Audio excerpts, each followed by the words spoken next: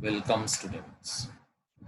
In the previous video, I already discussed about what is VPN, Virtual Private Network, and how it is come into this area and why it is required. So all this kind of discussions had been covered up in my previous video. Now today, I will discuss with you about the architecture of VPN. So what are the architecture? The idea of VPN is actually quite simple to understand. Suppose an organization has two networks, namely network 1 and network 2, which is physically apart from each other, and we want to connect them using the VPN approach. Look at the picture here. আমি পিকচারটাই দেখাই, পিকচারটা দেখলে তোমরা বুঝতে সুবিধা হবে। ধরা যাক দুটো প্রাইভেট নেটওয়ার্ক রয়েছে, একটার নাম নেটওয়ার্ক 1 আর একটার নাম নেটওয়ার্ক 2। দেখো নেটওয়ার্ক 1 এর মধ্যে বেশ কিছু হোস্ট কম্পিউটার রয়েছে, তার মধ্যে একটা হোস্টের নাম দিলাম আমি ক্যাপিটাল এক্স, যেগুলো একটা ফায়ারওয়ালের সাথে যুক্ত, আর এই ফায়ারওয়ালটা বাইরের ইন্টারনেটের সাথে যুক্ত। অবভিয়াসলি সিকিউরিটির জন্য আমাকে ইন্টারনেট আর হোস্টের মাঝখানে একটা ফায়ারওয়াল সেট আপ করতেই হবে। তো এটা হচ্ছে নেটওয়ার্ক 1, মানে হচ্ছে একটা প্রাইভেট নেটওয়ার্ক, এক নম্বর একটা প্রাইভেট নেটওয়ার্ক যার নাম হচ্ছে নেটওয়ার্ক 1। সিমিলারলি আর একটা প্রাইভেট অর্গানাইজেশনের নেটওয়ার্ক রয়েছে যেটা হচ্ছে নেটওয়ার্ক 2। সেখানেও দেখো অনেকগুলো হোস্ট কম্পিউটার রয়েছে ডান দিকে, এবং তার সাথে একটা ফায়ারওয়াল যুক্ত আছে, এবং ফায়ারওয়ালের মাধ্যমেই হোস্ট কম্পিউটার গুলো ইন্টারনেটের সাথে যুক্ত।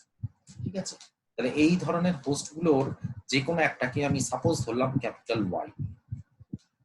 এইবার এই যে দুটো ফায়ারওয়াল, এই দুটো ফায়ারওয়াল নিজেদের মধ্যে কানেকশন করতে হচ্ছে। আমি ভিপিএন পড়াবার সময় এর আগের ভিডিওতেই বলেছিলাম যে ভিপিএন কেন দরকার, কারণ এই দুটো ফায়ারওয়ালের মধ্যে আমাদের কানেকশন করতে হবে। সেই কানেকশনের জন্য দুটো উপায় আছে, একটা হচ্ছে লিজ লাইন অথবা কোনো কেবল পেতে দিতে হবে। ধরা যাক নেটওয়ার্ক 1 দিল্লিতে আছে, নেটওয়ার্ক 2 মুম্বাই আছে, তাহলে দিল্লি টু মুম্বাই একটা কেবল পেতে দিতে হবে যাতে খুব সুন্দরভাবে কানেক্ট করা যায়। কিন্তু সেটা ফিজিক্যালি সম্ভব নয়, কারণ একটা শহর থেকে আর একটা শহর অনেক অনেক মাইল ডিস্টেন্স, এবং it is not possible, huge cost, এবং সরকারের কাছ থেকে পারমিশনও হয়তো পাওয়া যাবে। তো এটা একটা ব্যাপার। আর 2 নম্বর হচ্ছে ইন্টারনেটের মাধ্যমে করা, কিন্তু ইন্টারনেটের মাধ্যমে করলেই তো ইন্ট্রুডার বা অ্যাটাকারের একটা ভয়ের ব্যাপার রয়েছে, যাতে হোস্ট গুলো অ্যাটাকড হয়ে যেতে পারে। তাহলে কি করবো? তাহলে তার জন্য পসিবল সলিউশন হয়েছিল ভিপিএন, যেটা কিনা দুটো সলিউশনেরই কম্বাইন্ড একটা সলিউশন। মানে আমি ইন্টারনেটও ইউজ করব সাইড বাই সাইড, মনে হবে যেন একটা লিজ লাইনের মাধ্যমে আমি দুটো নেটওয়ার্ককে কানেক্ট করেছি। তো সেটাই প্রোভাইড করে আমাদের ভিপিএন, ভার্চুয়াল প্রাইভেট নেটওয়ার্ক, অর্থাৎ ভার্চুয়ালি ইন্টারনেটের মাধ্যমে দুটো নেটওয়ার্ক কানেক্টেড হয়েছে, এরকম একটা ব্যাপার। তো সেই জিনিসটাকেই দেখো মাঝখানে ইন্টারনেটের মধ্যে দেখিয়েছি, এবং এই যে ভিপিএন কানেকশন, সেই কানেকশনটাকেই বলা হয় ভিপিএন টানেল। মনে হয় যেটা ভার্চুয়াল প্রাইভেট নেটওয়ার্কের একটা টানেল তৈরি হয়ে গেছে, এবং এই টানেলের মধ্যে দিয়েই নেটওয়ার্ক 1 থেকে ডেটা প্যাকেটস গুলো নেটওয়ার্ক 2 এর মধ্যে যায়, এবং ভাইসি ভার্সা, অর্থাৎ নেটওয়ার্ক 2 থেকেও ডেটা প্যাকেটস নেটওয়ার্ক 1 এ আসে। তার মানে এটা হচ্ছে একটা লিজ টানেল বলতে পারা যায়, যেটা অনলি ডেডিকেটেড ফর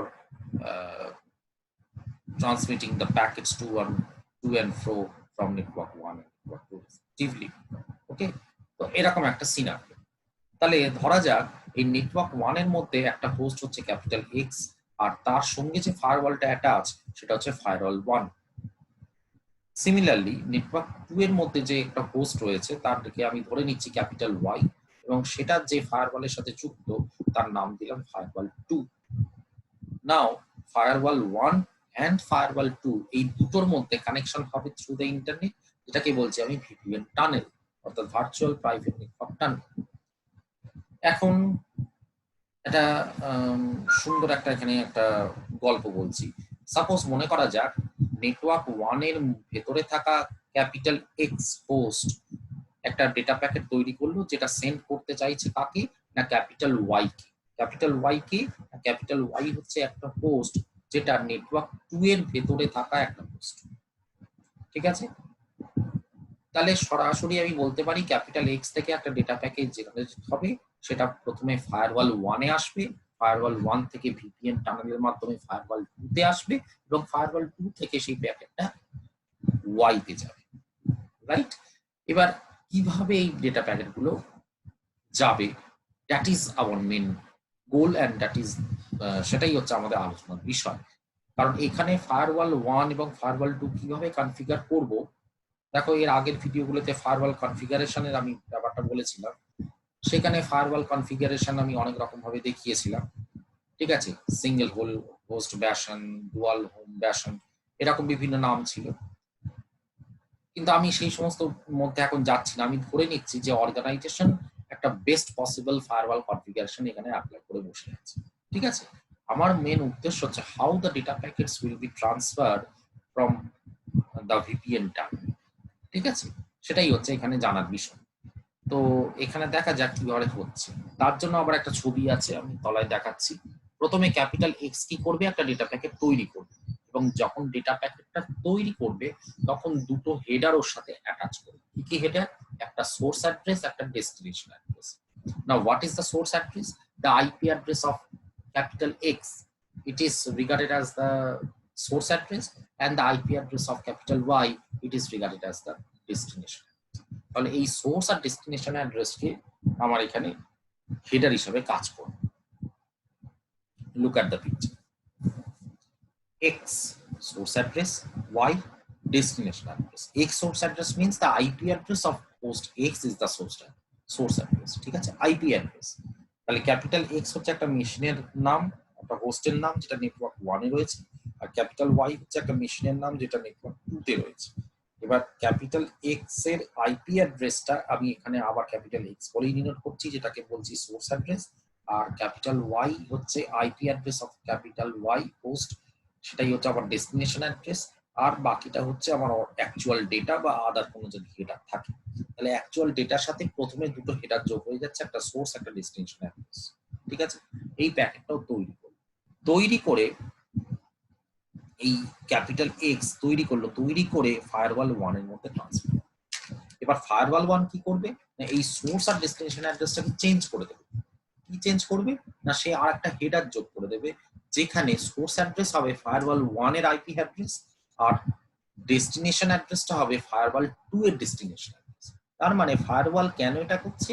বিকজ ইন্টারনেটকে ও জানাতে চাইছে যে হোস্ট নয়, আমি হচ্ছি সোর্স, আমি যেন ডেটা প্যাকেট তৈরি করেছি অ্যাজ ই, মানে on behalf of user x, firewall 1 ই যেন ডেটা প্যাকেটটা তৈরি করেছে এবং ফায়ারওয়াল 2 তে সেটা সেন্ড করছে, এরকম একটা ব্যাপার।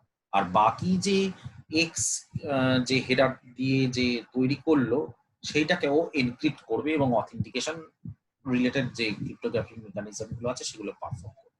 দেখো ছবিতে দেখো, এই যে ক্যাপিটাল এক্স, এই যে ক্যাপিটাল এক্স আর ক্যাপিটাল ওয়াই, এটা অরিজিনাল হেডার প্যাকেট যেটা তৈরি করেছিল আমার, কে তৈরি করেছিল না ক্যাপিটাল এক্স বলে যে হোস্ট সেটা তৈরি করেছিল। এখন ফায়ারওয়াল 1 সে কি করছে না, ফায়ারওয়াল 1 এই পুরো জিনিসটাকে এনক্রিপ্ট করে ফেলছে, এই দেখো setting dependent encryption and authentication, encrypt করে ফেলছে এবং দুটো হেডার অ্যাড করে দিচ্ছে, একটা F1 একটা F1 হচ্ছে সোর্স অ্যাড্রেস, F2 হচ্ছে ডেস্টিনেশন অ্যাড্রেস। না F1 F2 ব্যাপারটা কি না, F1 F2 মানে হচ্ছে F1 হচ্ছে আইপি অ্যাড্রেস অফ ফায়ারওয়াল 1 আর F2 হচ্ছে আইপি অ্যাড্রেস অফ ফায়ারওয়াল 2। তাহলে এই দুটো কনভার্ট করে দিচ্ছে এবং এই পুরো জিনিসটাকে এনক্রিপ্ট করে দিচ্ছে, এবং এটা হচ্ছে অ্যাডিশনাল হেডার, যদি আরো কিছু হেডার অ্যাড করতে চাই। নাও এই পুরো জিনিসটা এনক্রিপ্ট করার পর পুরো জিনিসটা ট্রাভেল করবে through the internet and more specifically through the VPN tunnel, টানেলের ভেতর দিয়ে যাবে, টানেলের ভেতর দিয়ে পাস হয়ে সেটা কোথায় রিচ করবে না ফায়ারওয়াল 2 তে। এবার ফায়ারওয়াল 2 আপন রিসিভিং দিস প্যাকেট সে কি পারফর্ম করবে না, সে এই যেটা এনক্রিপ্টেড ব্যাপার এই ব্যাপারটাকে ডিক্রিপ্ট করবে। দেখো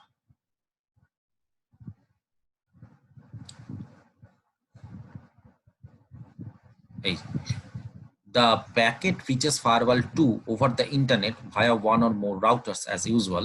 Firewall 2 discards the outer header, অর্থাৎ এই যে আউটার হেডারটা ছিল এই আউটার হেডারটাকে সম্পূর্ণ ডিসকার্ড করে দেবে, করে দিয়ে শুধুমাত্র এই এনক্রিপশন পোরশনটাকে নেবে এবং সেটাকে ডিক্রিপ্ট করবে। দেখো discards the outer header and performs the appropriate decryption and other cryptographic functions as necessary. This yields the original packet এবং ডিক্রিপশন করার পর এই যে অরিজিনাল প্যাকেট যেটা তৈরি হয়েছিল সেটা ফিরে পেয়ে গেল, যেখানে সোর্স অ্যাড্রেস ছিল x আর ডেস্টিনেশন অ্যাড্রেস y, সেটাও পেয়ে গেল। পেয়ে যাওয়ার সঙ্গে সঙ্গেই এই y মানে হচ্ছে y হোস্টের আইপি অ্যাড্রেস, তার মানে y তো ওই ফায়ারওয়াল 2 এর সাথে কানেক্টেড, তাহলে ওই y এর কাছে প্যাকেটটাকে সেভ, তার মানে y সেটা পেয়ে। বোঝা গেল? So that is the mechanism of the VPN and how the data packets are transferred between host. Okay, so that's it. এবং তারপরে আরো কয়েকটা জিনিস সেখানে রয়েছে, সেটা হচ্ছে VPN এর কটা 3টে প্রোটোকল, এটা তোমাদের আউট অফ সিলেবাস, বাট আমি স্টিল একটু তোমাদের জানাতে চাই। সেটা হচ্ছে point to point tunnelling protocol একটা রয়েছে, যেটা উইন্ডোজ NT সিস্টেমে ব্যবহার হয়, যেটা কিনা একটা সিঙ্গেল ইউজারকে একটা ল্যানের সাথে কানেক্ট করতে সাহায্য করে। আর একটা এর মডিফাইড ভার্সন রয়েছে layer 2 tunneling protocol L2TP short form. প্রথমেরটা ছিল PPTP আর এবারটা হচ্ছে L2TP। এই L2TP-টা হচ্ছে একটা ইমপ্রুভমেন্ট ভার্সন অফ PPTP, যেটা কিনা একটা ইউজারের সাথে ল্যান যেমন কানেক্ট করতে সাহায্য করে, তেমনি ল্যান টু ল্যান কানেক্ট করতেও সাহায্য করে। আর ফাইনালি আইপিসেক মানে একটা আলাদা ফিল্ড, সেটাও এখানে ইমপ্লিমেন্ট করা হয়েছে। তো এই 3টে ভ্যারিয়েশন রয়েছে VPN এর। তো মোটামুটি এই হচ্ছে architecture of the VPN architecture বলতে এই ব্যাপারগুলো। এই ছবিটা হচ্ছে this picture is very very important as per the examination is concerned, এবং এইভাবে ডেটা প্যাকেটস গুলো একটা ফায়ারওয়াল থেকে আরেকটা ফায়ারওয়ালের মধ্যে ট্রাভেল করে। ঠিক আছে, তো that's the end of the discussion of VPN architecture. Hope you will understand and enjoy, and thank you very much for today.